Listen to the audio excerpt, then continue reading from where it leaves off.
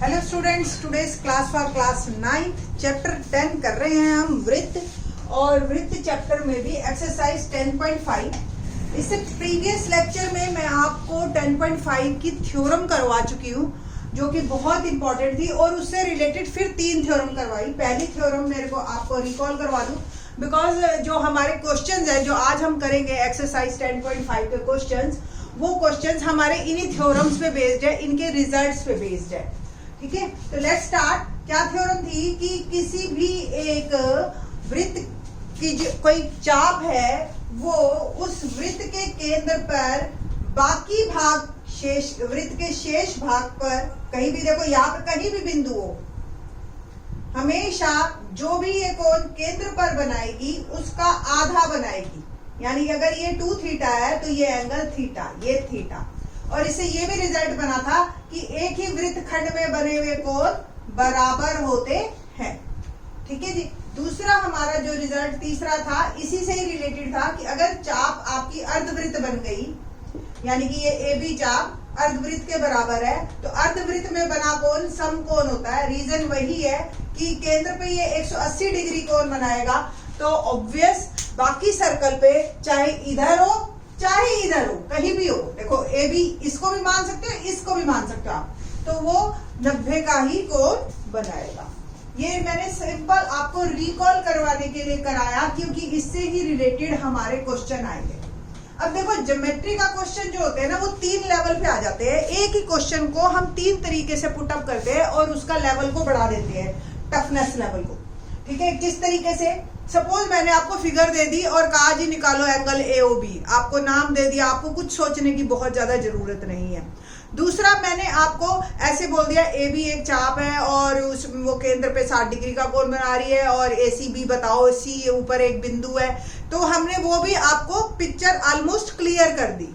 ठीक है, अब तीसरा लेवल देखो ये है जिसमें सबसे टफ लेवल आ जाता है, ये जिसमें हम एक जनरलाइज बात करते हैं और फिर वो बच्चे को उसको क्वेश्चन में पुट अप करना होता है। लाइक दैट, किसी वृत्त की एक जीवा वृत्त की त्रिज्या के समान है।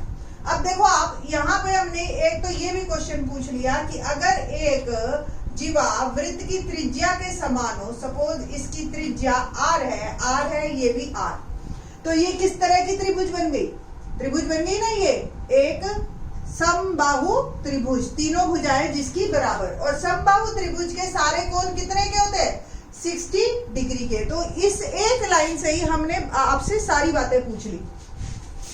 जीवा द्वारा लघु चाप के किसी बिंदु पर, ये देखो ये AB लघु चाप है, लघु मतलब छोटा, ठीक है, और दीर्घ मतलब बड़ा, जिन्होंने संस्कृत नहीं पढ़ी है। ठीक है, जीवा द्वारा लघु चाप, ये लघु चाप है, इस पे एक बिंदु डाल दिया मैंने C, अंतरित कोण ज्ञात कीजिए। यानी कि मुझे ये कोण है, मैं अभी बना नहीं रही हूँ, रीजन इसका है बताऊंगी अभी आपको।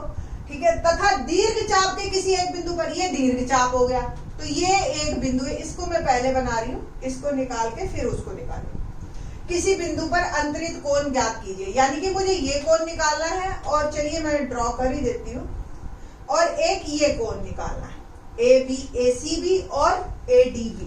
ठीक है, बस सिंपल दिया है। AB बराबर OA बराबर OB बराबर R, यानी कि जो जीवा है वो हमारी त्रिज्या के बराबर है। सिद्ध करना है हमें, एक्चुअली सिद्ध क्या नहीं, हमें निकालना है एंगल ACB और एंगल ADB। ठीक है जी। प्रमाण में आप लिखेंगे त्रिभुज AOB में AO बराबर OB बराबर AB दिया है, तो त्रिभुज AOB एक समबाहु त्रिभुज है। समबाहु त्रिभुज के प्रत्येक कोण अतः, या इसलिए भी लिख सकते हो, इसलिए प्रत्येक कोण 60 डिग्री का है। अतः AOB बराबर 60 डिग्री, ये आपने लिख देना है। ठीक है जी, तो AOB बराबर 60 डिग्री, इसको मैं यहां लिख देती हूँ, आपको दिखेगा नहीं। ठीक है जी। ना।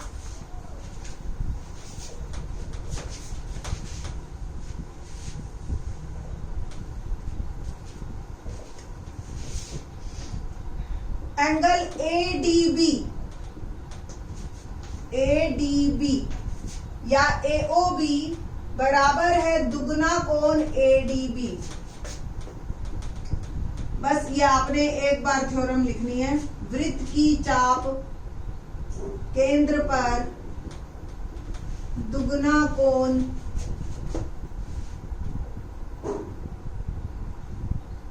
वृत्त की चाप केंद्र पर वृत्त के शेष भाग पर किसी बिंदु पर से दुगना कोण बनाती है। एग्जैक्ट स्टेटमेंट आप याद कर लेना। ओके, तो AOB हमने अभी लिखा 60 डिग्री, है ना। तो क्या बन गया आपका दुगना कोण ADB 60 डिग्री, और 2 को उधर ले जाइए और कोण ADB मेरा आ गया 30 डिग्री। पहला मेरी प्रॉब्लम सॉल्व। अब मुझे ACB निकालना है, ठीक है जी। ACB निकालने के लिए आपको देखो, ये जो अगर ये AB लघु चाप 60 का बना रही है, तो AB दीर्घ चाप बना रही है ना, ये वाला C का कोण, तो आपको ये वाला एंगल चाहिए, बस सिंपल। और ये एंगल, इसको क्या कहते हैं, परावर्तन कोण। एंगल AOB रिफ्लेक्स, इंग्लिश में भी आप लिख लो, reflex of angle AOB। In fact आप इसको रिफ्लेक्स लिखिए, रिफ्लेक्स ऑफ एंगल AOB, और इसको लिखिए 360 डिग्री माइनस AOB।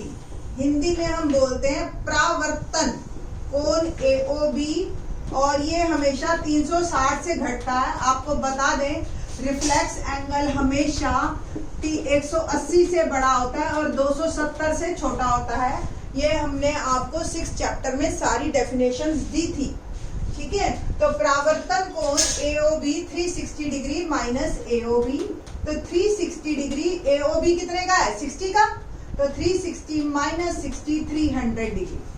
अब आपको परावर्तन कोण AOB बराबर है दुगना कोण ACB। अब रीजन दोबारा लिखने की जरूरत नहीं है आपको, ठीक है।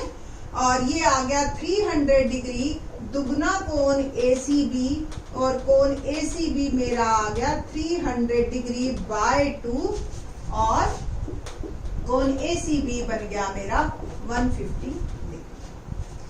अभी आपने, क्योंकि एक थ्योरम और करवानी है हमने, जब आप बच्चे इस चैप्टर को पूरा कर लेते हैं और रिवीजन में आते हैं ना, तो रिवीजन में आने के टाइम पे स्टूडेंट्स जो है ना, फिर से मेरे से ये क्वेश्चन को एक और तरीके से भी कर लेते हैं, तो वो भी बता ही देती हूँ मैं अभी। क्या होता है कि इसको चक्रीय चतुर्भुज कहते हैं। अगर किसी चतुर्भुज के चारों कोने एक ही वृत्त पर हो, ठीक है, किसी चतुर्भुज के चारों कोने अगर एक ही वृत्त पर हो तो उसको चक्रीय चतुर्भुज कहते हैं। और चक्रीय चतुर्भुज के सम्मुख कोणों का योग 180 डिग्री होता है। इस थ्योरम को हम अभी करवाएंगे आपको, वैसे सिलेबस में नहीं है, रिजल्ट ही है हमारा। अब अगर ये कोण 30 डिग्री का हो गया, और ध्यान से देखो ADBC, इस सारे को रिमूव कर दो उठा के। इसको ऐसे भी कर सकते थे, मतलब आप ये कहने की बात, ये आपको एक चक्रीय चतुर्भुज दिखाई दे रही है, चारों कोने एक ही वृत्त पे टच कर रहे हैं। तो अगर ये 30 का है तो angle C plus angle D 180 degree चक्रीय चतुर्भुज के सम्मुख कोण, और D हमने अभी 30 डिग्री निकाल लिया है, तो C आप ऐसे भी निकाल सकते हो। 2 तरीके से निकालने का ये फायदा होता है कि हम जो है वेरीफाई भी कर सकते हैं कि हमारा आंसर सही आया है या नहीं आया है। क्वेश्चन नंबर 3 देखते हैं, क्या है 3rd क्वेश्चन। अब देखो, जब आकृति देते तो सबसे आसान लेवल है वो। आकृति में ये आकृति दे रखी है, अब इसको चक्रीय नहीं कहेंगे क्योंकि 3 भुजाएं तो आपकी, 3 कोने तो आपके वृत्त पे टच कर रहे हैं, पर चौथा कोना आपका केंद्र है, तो ये एक चक्रीय चतुर्भुज नहीं, चारों कोने आपके वृत्त पे टच करने चाहिए। ओके ना, अब ये एंगल आपको 100 डिग्री दे रखा है और हमें जो निकालना है वो निकालना है एंगल OPR, ये वाला, ठीक है, let it be x. Okay now बस सिंपल, बहुत इजी क्वेश्चन है। अगर ये 100 डिग्री है तो ये कोण आपका इसका दुगना होगा। देखो हमेशा जो बड़ा एंगल होता है ना उसी को ही हम परावर्तन कहते हैं, अंदर वाले को नहीं कहते। अब हम इसकी हेल्प से, मैं पहले आपको समझा देती हूँ फिर लिखेंगे। जैसे ये 100 है तो ये डेफिनेटली 200 हो गया क्योंकि केंद्र पे डबल कोण बनाता है। अब ये 200 है, ये पूरा 360 है, ठीक है, तो ये कितना बच गया 160, पहली बात। दूसरी बात, अब इस त्रिभुज में आओ आप, इस त्रिभुज के ये दो भुजाएं बराबर, क्यों, त्रिज्याएं। अगर ये भुजा बराबर तो अपोजिट कोण भी बराबर, ठीक है, क्योंकि समद्विबाहु त्रिभुज में समान भुजाओं के सामने वाले कोण समान होते हैं। अब तीनों एंगल मिल गए मुझे, आप एक्स निकाल सकते हो ना ट्रायंगल का। लेट्स स्टार्ट ना। प्रावर्तन, मैं सीधा प्रूफ लिख रही हूं, प्रावर्तन कोण POR बराबर दुगना कोण PQR, ठीक है। रीजन क्या लिखेंगे आप, वृत्त की चाप वृत्त के केंद्र पर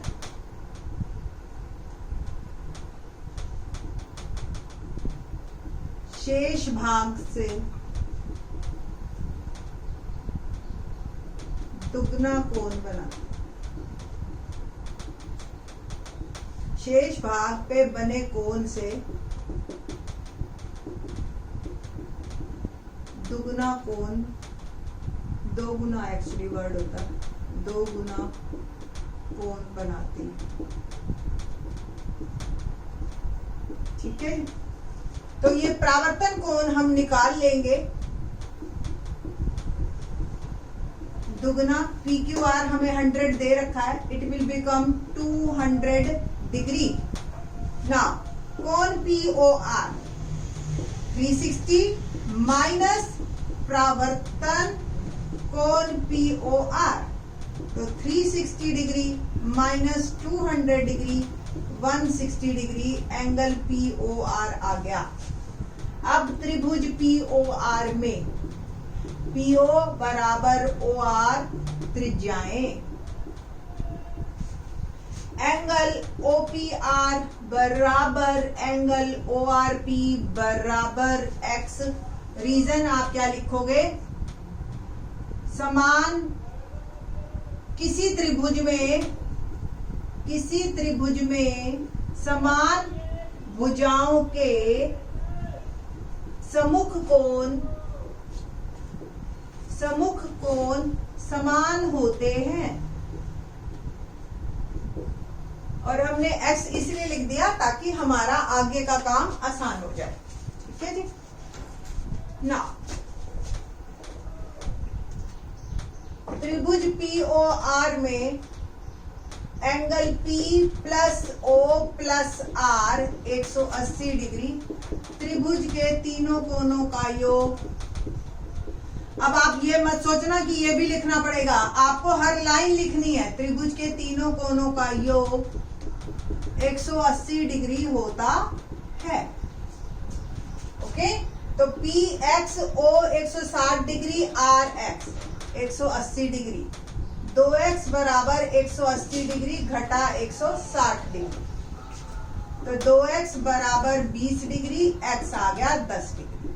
सो एंगल OPR जो कि हमने निकालना था, जो हमारा आंसर बनेगा दैट इज 10 डिग्री, ठीक है। तो क्वेश्चन 3 यही कंप्लीट होता है आपका।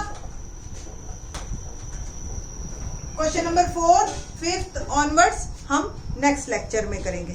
थैंक्स।